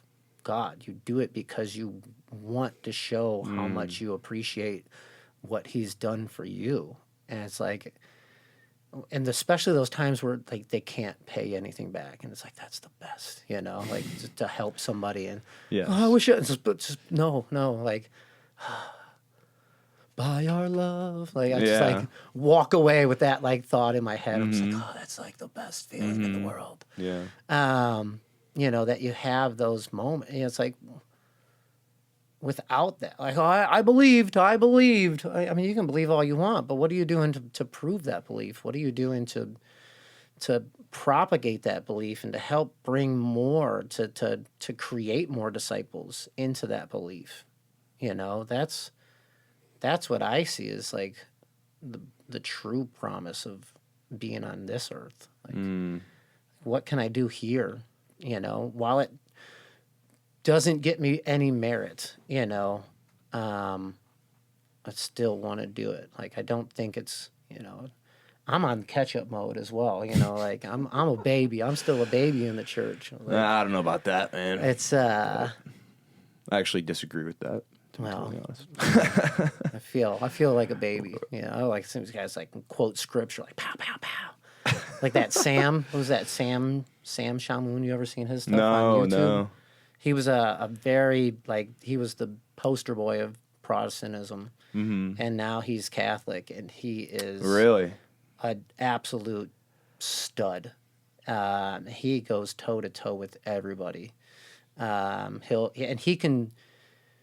It's funny. He says he can't. If you were to ask him like, what's Matthew 15:23, I'm like, I have no clue. But you ask him a question or a story or He can go in and out of the scriptures and like point to everything into the Quran, point to that and show why Jeez. it's failing in its teaching or how it's contradictory. Like it's like, like that's a level. Like man, if you could get to that. Yeah, but I feel like everyone has their purpose, you know, like one body, many parts type of thing. Yeah. It's like RE, like God has a purpose for RE. That's not that. Just like He has a purpose for me. That's Not not. battling Protestants. Yeah, it's like I don't know. Like, but do you have the prayer life and the silence and the desire to know what God's will is for you? You know, Yeah. and like, are you? We talked And about the strength to carry it out. Yeah. Are you willing to carry Yeah. that cross? Yeah, which is honestly the biggest that's the I do in like your vocation with God is actually picking up the cross and carrying it. Like, you know, you can make as many vows as you want to God, like I'm going to do this, but it doesn't mean anything until you actually do it. Yeah. You know, and that's what I was telling someone the other day. I was like, this podcast can miserably fail, and I'm totally okay with it because I just like. I was so happy it actually happened, you know, Yeah. and God gave me the grace to actually do it. Like after that, it's just kind of like, okay, whatever you want to do, God. If this is supposed to be done in a year or 2 years or even like 1 month from now, like it's up to you, bro. Yeah. Like I'm just happy that you were able to like give At us the the same token, if it touches one life, yeah, if exactly, it just one Exactly. life differently, it's all worth it. exactly, yeah. And I totally to Bethany will know I say that to her all the time. I'm like, cause she's doing this for free. I'm like, hey, like, Shouts out to you, Bethany. Yes, yeah, because I'm like, I could not have done this with so many people, but especially Bethany and others, because I'm like, I don't know how to edit videos. Like, I could figure it out, but I mean, but she's shaking. Not gonna She's go like, good. nah, bro, nobody would watch, which is probably true. But yeah, man, it's just fun.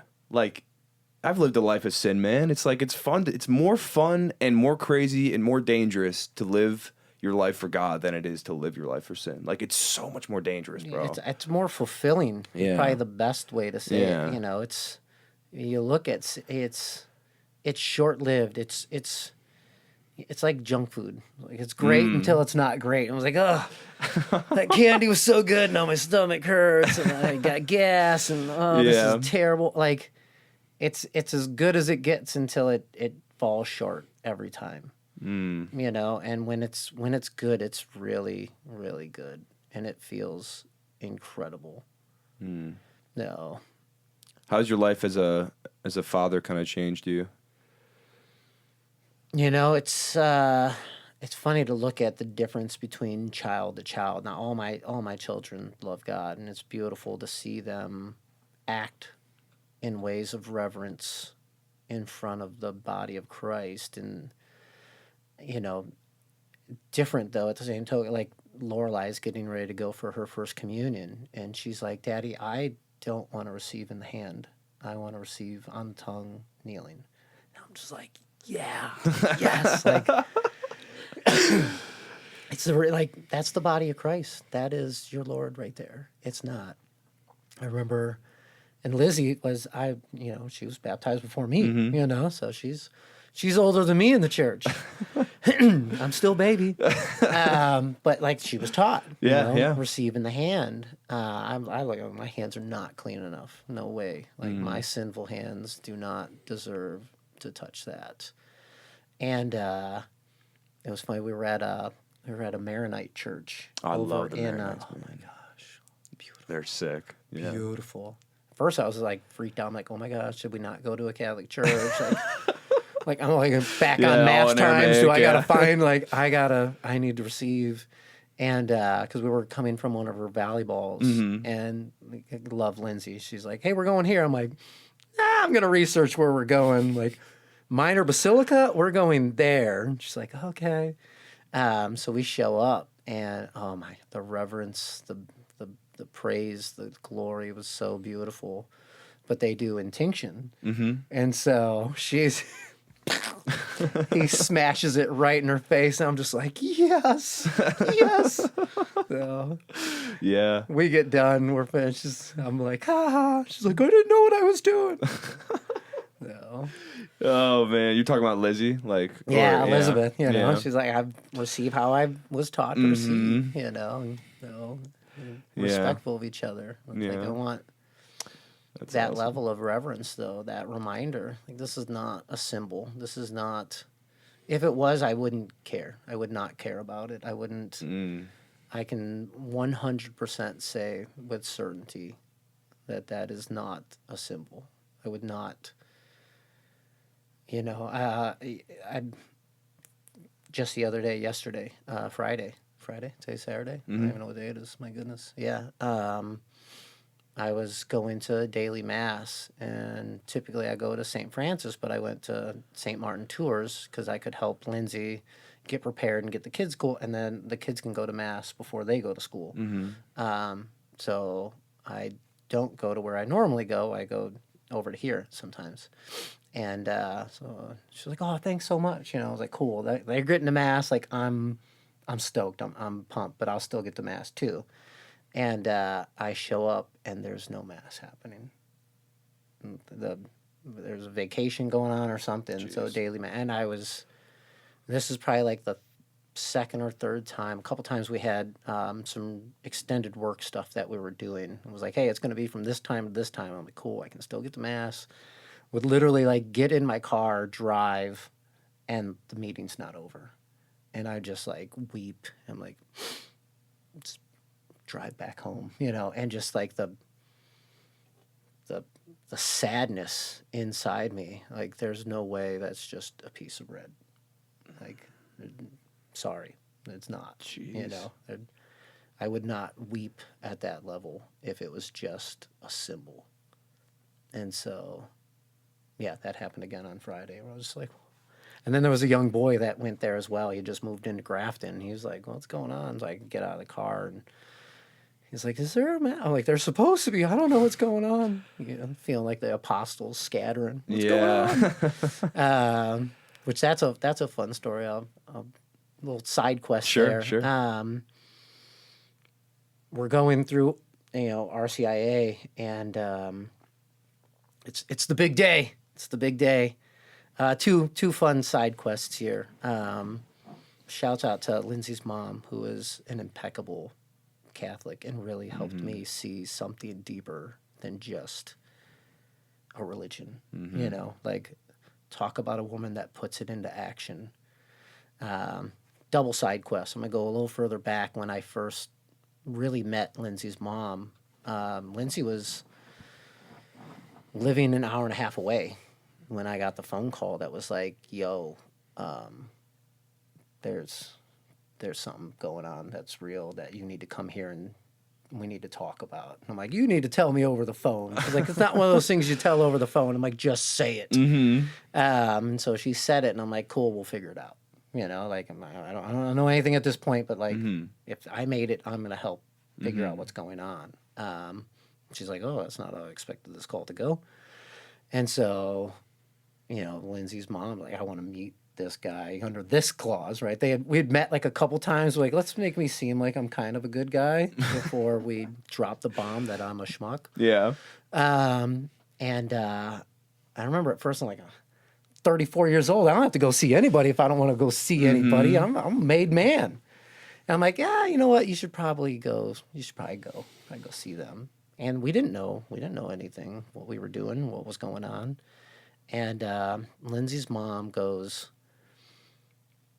"Ari, I don't want you to think that this is your fault, and I don't want Lindsay to think this is her fault. This is a miracle." It's like, "I'm a delivery nurse, and I get to see this miracle every day of my life. For the child to even be in this tiny state that it's in is an absolute miracle." And what'd she say? She says, as my grandchild, this child is going to be welcome in this house, no matter what that child does. And I'm just like, man, that's a level of unconditional love I'd never felt. She's like, "I don't care. That child will always be welcome in this house. And I don't know you. I don't know your intentions for my daughter. I don't know what's going to happen after this day. But you, as the father of this child, is always welcome in this house." And I'm just like, "Whoa." Jeez. Like, that was a level of love that I've never felt from anyone. Like, that was powerful. That was deep. And so fast forward now, we are, this is 10 years later. 10 years, Jeez. right? After that moment that I'm finally like, you know what? It's time. Mm-hmm. And I had to drop off the girls. They were going to take them, and we could do all the stuff that we needed to do to get prepped for the vigil. And then they were going to meet us at the vigil. And Lindsay had something else she had to do, so I took them, by myself, and we meet like in this halfway spot. And I remember dropping them off, and I'm driving back, and Lindsay calls, like, "How did everything go?" Like, "Everything's good. I'm on my way home." She's like, "How's my mom?" I was like, "Oh, she's like really overly happy right now." She's like, "Ari, my mom's been praying this every day for the past 10 years. Yeah, she's pretty happy right now." I'm like, "Oh, I guess I really didn't put that into context." Wow, yeah. Like finally 10 years of this one prayer has been answered. And Jeez. yeah, it was, Power of prayer, man. yeah, man. That's a real example, though. Like, that's a real freaking example. It's just, the joy on her face was beautiful too. Oh my gosh, dude.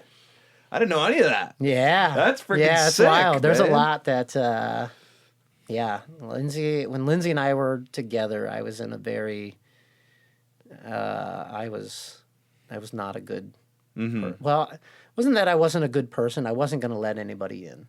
Yeah. That was it. Like Yeah. no woman was going to be good enough, and so and they all knew it. They all knew. They all knew that I was very transparent with that state. But that was also a very dangerous tool of reverse negative selling of like, "Oh, I'm going to show you Reverse my negative best side. selling, I'm going to yeah. show you my best side, so you're going to love me." And the persistence that came with that, the spoiling that came with that, was like, this is a life. This is while I'm still empty, while I'm still, But yeah, that was a phase of my life. Honestly, when Lindsay had called me, I was like, I'm going to get like 4 or 5 more phone calls. I'm like freaking out. I'm about to have like an old dirty bastard moment. I'm like, "Oh, you have all these kids." I'm like, "I don't know what I'm doing." Yeah. And that's when I was just like, "Okay, go tell everybody it's done. All the girls, like, hey, no more. I'm not doing it anymore." And then I moved Lindsay in, and I was just like, we'll figure it out. I don't know what we're doing, but like, that's my child in there, and I want to make sure it's safe. And we cared for each other. I don't know if we would have called it love at that stage. Now, like, she is the absolute greatest thing that's ever happened to me. My best friend for sure. Yeah, she's a friggin' rock star, man. Yeah, she's a awesome. rock star. Yeah. Yeah. Jeez. That's beautiful, man. Talk about, like, persistence in prayer, too. You know? Yeah. Like, Oh, but we didn't get to the real story. Hold on, check Oh, this yeah, one out. yeah, So yeah, now it's the vigil, right? And they were like, "Hey, show up early because we're gonna practice all the things, Okay, right?" okay. And I remember I walk in, and we've been in the church a couple times when obviously we're in there for the RCIA classes. We don't have a big parish, so everything's like was happening in where we have mass. Yeah. Yeah. And I remember the tabernacle is open, and I'm like, what? I was like, well, okay, maybe, like they're cleaning, they're doing something like cool, like. But I remember this feeling that day on the Easter Vigil of like, that's not right. Yeah. Mind you, I'm not even baptized at this you're point. new, I'm just yeah. like, what's going on? And I was like, I'll show up at the vigil. Everything will be cool. No big deal. Like, I know it. He's always supposed to be in there, and he's not right now. But okay, like, okay, right? Which like flipped me around a little bit. Sure. And then the vigil comes, and we're like standing in the back because then we're gonna go out and do the candles and everything. And I like peek. I like go look again. I'm like, the tabernacle's wide open again. It's empty. Like, what is going? I'm freaking out now. I'm freaking full out meltdown mode. And what do? Like, the best thing that I can do, go tell Dawn next to me, who's getting baptized as well, and freak her out. Bona, that's her Yeah, her yeah. saint name. She's like, what's up? I'm like, why is the tabernacle empty? She's like, I don't know. I didn't notice until just, what's going on? I'm like, I don't know what's going on either, but I'm freaking out right now. And she's like, I'm freaking out now too. And obviously the vigil happens. Yes. The understanding was like, my goodness, like y'all could warn the guy first. It was funny. We call her Sister Standy. She helps with the RCIA and a lot in the church. And I was telling her about this moment, and she's like, "Yeah, imagine how the apostles felt." And I'm like, Jeez. "Oh yeah, don't warn me. Don't warn anybody about it. Let everybody freak out at the same level that I freaked out." Because that was like a real like I'm freaking out about this. And so now to like spend time meditating on that thought process, like, man, I think I was freaking out. They were freaking out. And so, yeah, that was a cool moment in time of, It's just another example of God's real presence, though, and you're not BSing any of this, which is Oh, yeah, hilarious. I mean, I know you well. I'm like, dude, like your story. You can't make a story up like that. But your story validates the reality of your like belief now. I think like everything works together to prove that you like there's a genuine expression of love between you and God. And he like just him being a savior in your life, and then you being like, I'm all in. Oh, like yeah. you're the most real thing I've ever felt, and I've felt everything. I've Yeah. experienced it Yeah, all. yeah. And it's all fell short. A message for young men and women out there. It all falls short. It's all so much shorter than that love, than that gift. It's remarkable. Yeah. No. Going into masculinity, because I'm always forget I share people. So I'm like, let's just keep talking about whatever. But I'm like, I gotta bring in a little flavor of masculinity in here. And I know you. You go to the gym, you get you go strong, to do things. Yeah. So Bethany's Yeah. like, yeah, I go to the gym. Yeah. Oh man, I always talk about we gotta get her a mic back there so you can just start like going crazy for like 5 seconds. Some little and then side just mute her. comments. I'm like, oh gosh. If you only knew what was going on in her mind. Yeah, I know. Freaking guys. No, I'm happy we have a female back there, not another guy, because then I'm like, all right, too much tea around here. But, but yeah, I mean, I wanted to talk a little bit about your evolution as a man in your life and how everything kind of flipped on its head slowly. You talked about like the Andrew Tate phase, and then just I guess I don't really know anything after that, but I know what type of man you are today. So I'm interested to see the evolution and kind of go into the micro essentials of that evolution and talk about those. So like when I think of masculinity, I don't think about big jack shredded. Trust me, I know some big jack shredded dudes that are hyper feminine, very feminine in the. I mean, it's going to happen in some cases just from chemically alterations. Sure. It's going to like there's a real fight going on in that body. But it's not about cutting logs up, which shouts out to your dad's cabin and those logs next to the. You've been up there? Oh yeah. What? Bro, I'll tell you this, you guys are wimps, man. Everybody avoids those logs with the knots. And I went through there and he's like, "Hey, you're feeling frisky, go ahead." And I'm like, I'm like, "Man, do I just suck at this?" And then I find one that doesn't have a knot and I'm like, felt like Thor's hammer. Oh, yeah. Like straight through. I'm like, "Oh, this is cool." I'm like, "Wait a minute. I want the hard ones again. I want the knots again." Yeah. I went ham up there.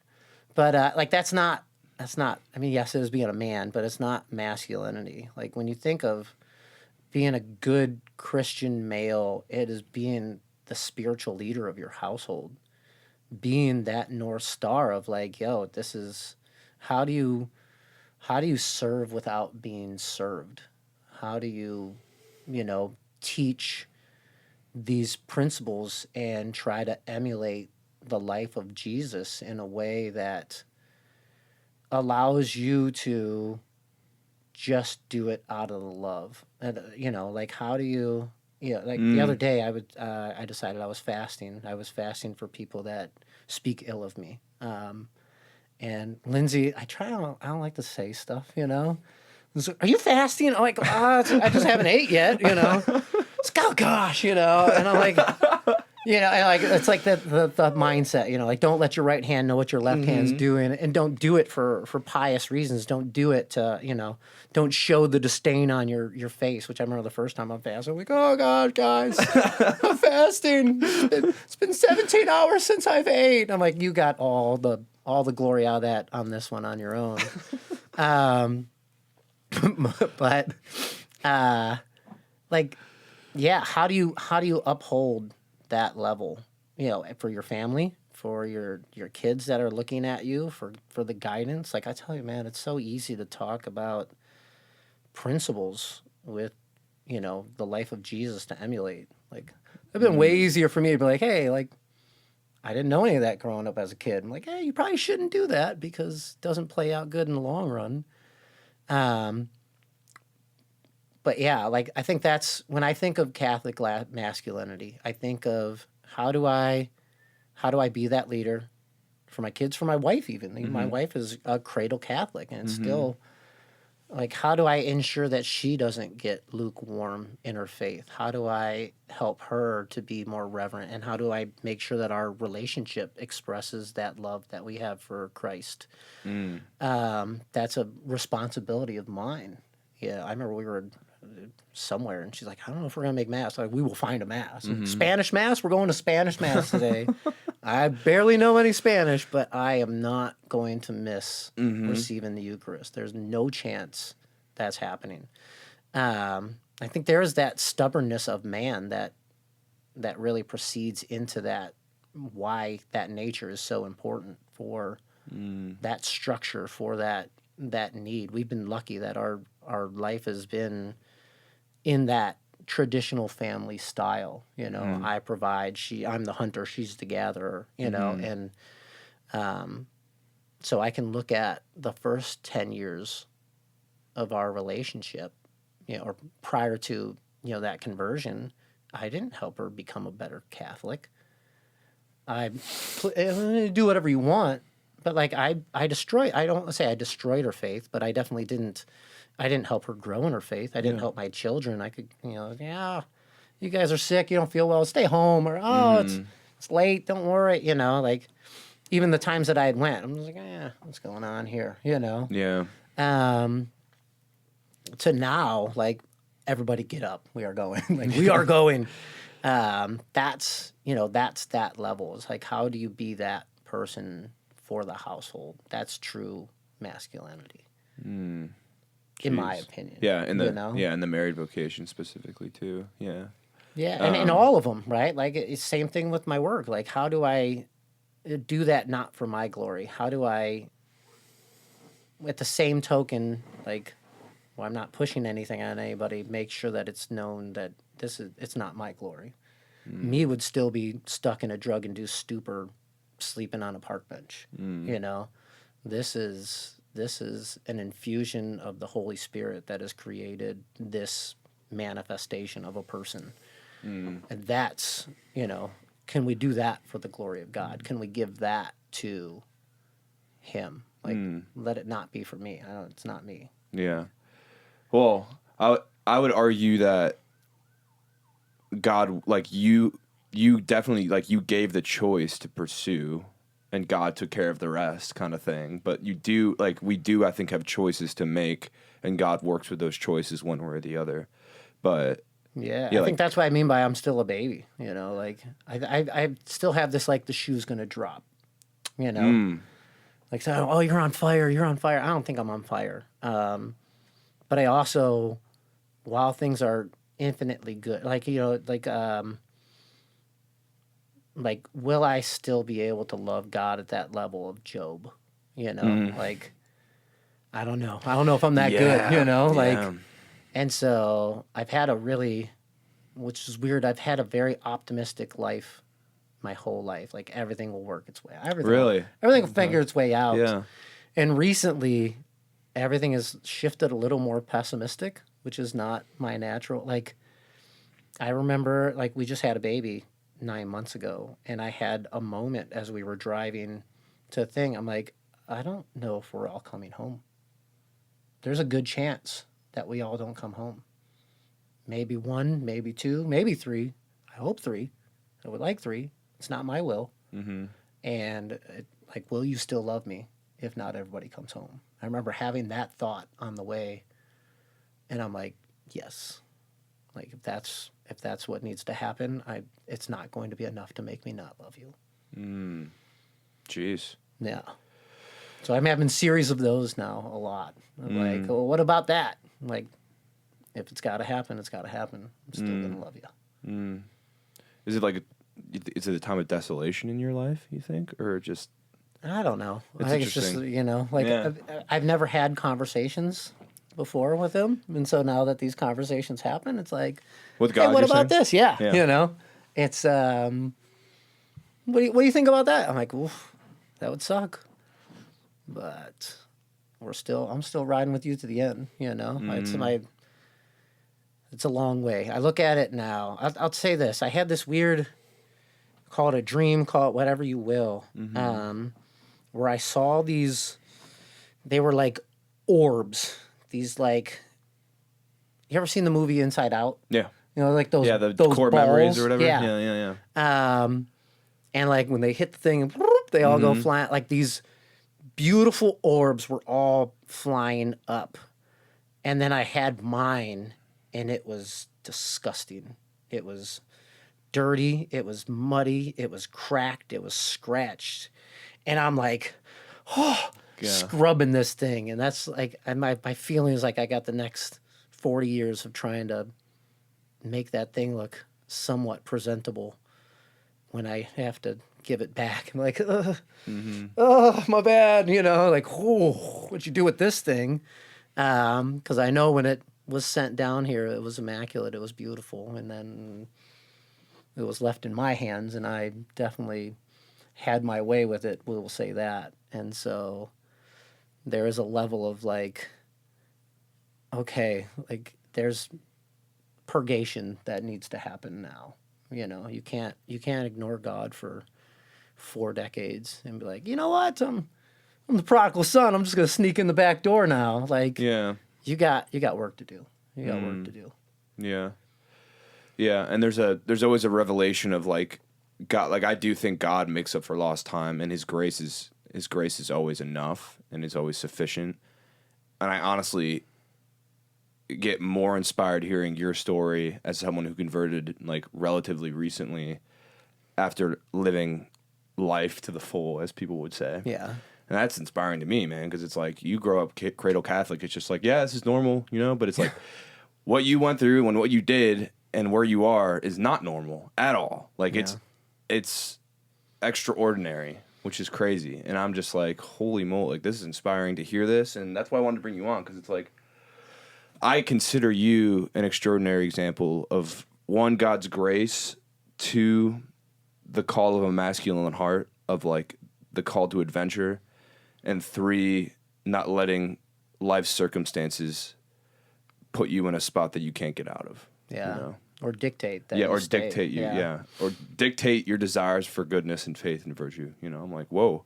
Yeah. So, I mean, dude, it's inspiring. And that's what I kind of, my hope and goal is for everyone who, like, if there's like my old football coach called me and he's like, Max, people are like, these young guys are really loving your podcast. I'm like, great. They need to hear from people like you who they're like, you went through that early stages of life, and who knows what people are going through? Like, no one knows. Yeah. Like, no one talks about. Everybody's battling something. Yeah. And it's like, and no one's, I don't know if I always contemplate just swearing on this podcast, but I'll refrain. I think I already have, so No, I that's all right. apologize. I'm like, No, "Oh."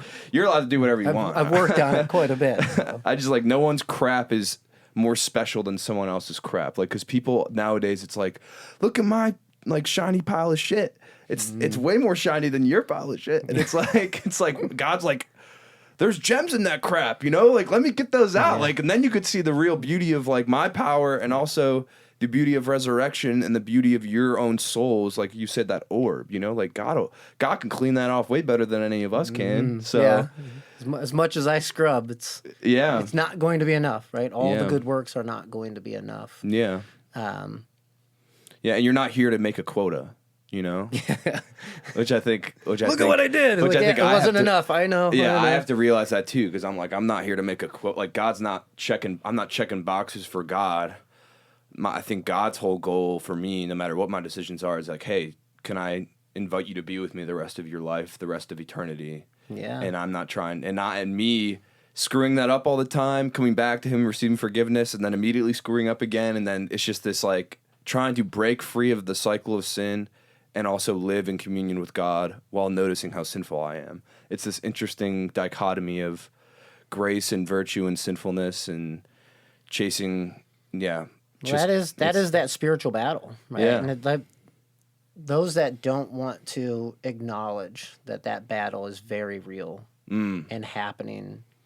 I like the Our Father prayer, and like there's a couple different iterations of it, and one is deliver me from evil, and then the other iteration, that translation, is deliver me from the evil one.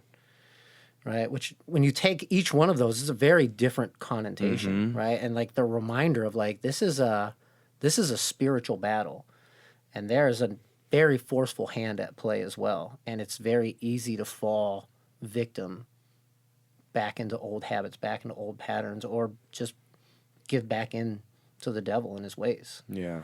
Yeah, because you just hate. It's like, I think people describe the devil as this like, oh, he's so intelligent. He said like you give him all his credits. Like, no, he just hates you. Like he hates you. He's the He's master manipulator. pure hate. Yeah, and it's like he's pure hate, and yeah, he's a fallen angel, and he's much wide. Like, but with God, it's just like just nagging. Like God like turns the devil. Like I think we realize our insufficiencies when we try to fight the devil alone, or try to fight evil alone, or even try to fight our own selfish desires alone. And God's like, bro, you're gonna fall to that every single time. Yeah. Without me, like, and it takes a lot to learn that lesson. I think as humans, because everything is like instant pleasure. Let's fix it myself, and let's be a man for me. Let's be a person for me. And what can I get? Like almost like a self-utilitarian philosophy. Yeah. Like, And it's what's in crazy. it for me? Yeah, exactly. It's funny. I think that's why, I feel very blessed to be Catholic as well. And all of the, let's say, extras that I think get lost in some other denominations, the gifts and grace of Mary and the saints and these individuals that you get to look to and understand and learn from. It was funny. I was having a conversation with Father Kondik in confession. We were talking. I was like, I'm in a weird state right now because I was so sinful, and now I know I'm sinning, but like I don't see it. I don't know. Like I'm not sinning like that. I'm not that guy anymore. So like, how do I what's going on? How do I see it? How do I understand it? And he was like, you should do the Our Lady Sorrows novena and just ask for your sin to be revealed. And by, I don't know, it was maybe day 5 or 6, it was like selfishness. Sin, I is in the middle of sin.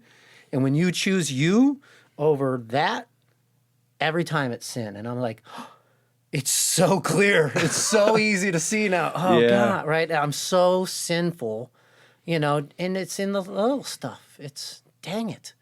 Yeah, it was, but like, man, I feel so bad for somebody that doesn't get the novenas. The novenas aren't in the Bible. It's like, okay, well, like, the church is, here before it. Like, follow the traditions, follow the oral dictations in these same components. Like, why?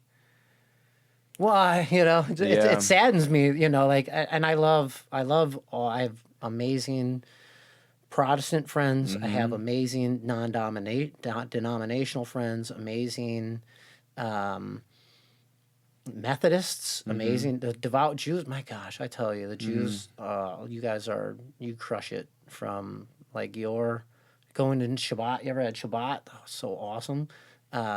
Like their dedication is so cool. Like, we will shut down all electronics. We will spend time with family. We will have a true day. I'm like, man, I want that level. Yeah.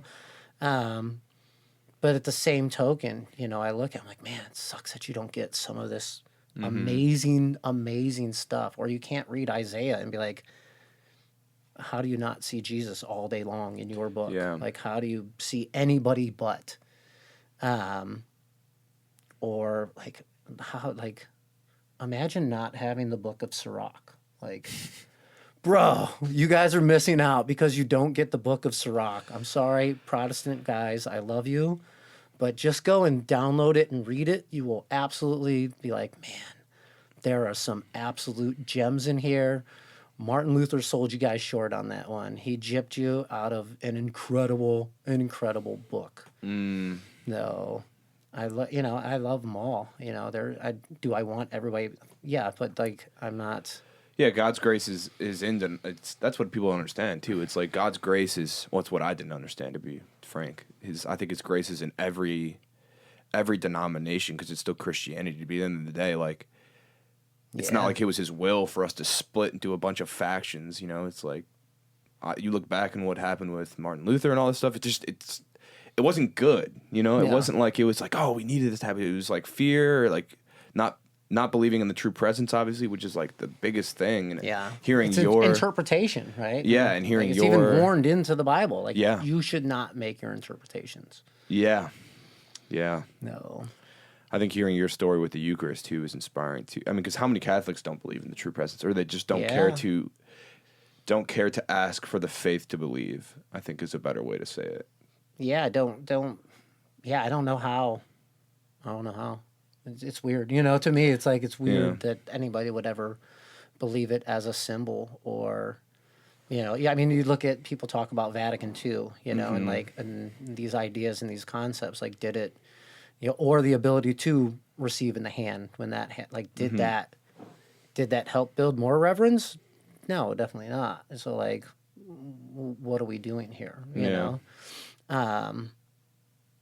You know, I think someone was asking me, like, where did that come from? You know, it's like, I don't know.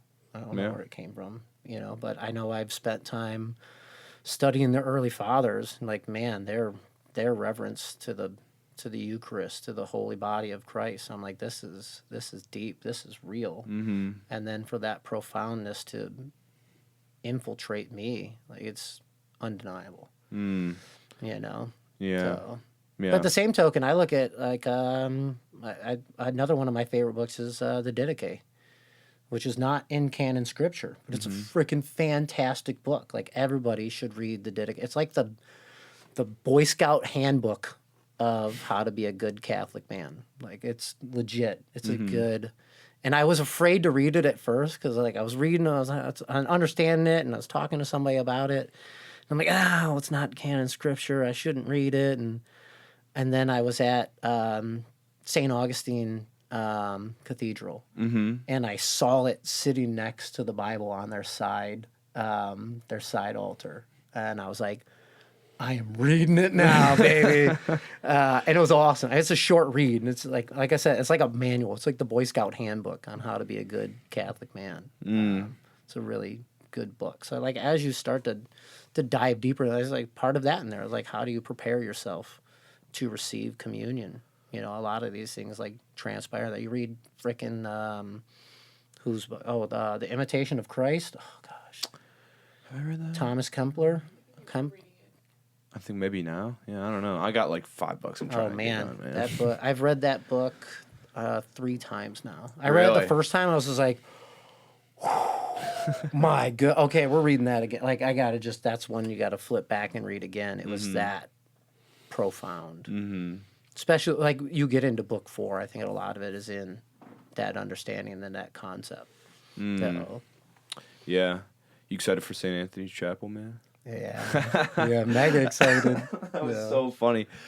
You text me, you're like, we got to go to St. Anthony's Chapel. And people who don't know, it's a big chapel in Pittsburgh where it's like the second most authenticated relics in the world besides the Vatican. And it's in Pittsburgh, PA, out of all places, which is hilarious. I'm like, this mega, like, awesome relic spot is in the middle of Steel City. I'm like, could have picked a better spot, but, you know? Well. Hey, no, I love Pittsburgh. But, yeah, we're going to visit that after this, and I haven't been there for years. Oh, really? Yeah. Oh, yeah. I'm stoked. I'm excited, man. I'm mega stoked. Yeah, it's gonna be sick. Cool. Well, any final messages you have for the peeps, bro? Oh, Sorry. Sorry about that. It's my like try not to talk about yourself too much. No, that's what it's here for. Yeah, I would say if I could say anything to everybody is the reminder that whatever you're going through, God's way is just, and there's something to extract from it. There's something to learn from it. It might not be today, it might not be tomorrow, and it might not be for a decade, but there's something in there for you to learn. And if you're going through some hard times, there is an amazing individual that loves you so deeply, so profoundly. If you would just give your all to him, you can truly be transformed at a level that is indescribable. And so remember to serve others for the good of just doing it, and just because it's love, and to show how much you love your God. Praise God. Ari, brother, thank you for coming on. Yeah, It's a man, blessing. thanks for having me. Yeah, This it's a is blessing. cool. Thanks for driving all the way out here. But yeah, sounds good. Well, we're going to St. Anthony's Chapel, so I'll see do it. everyone.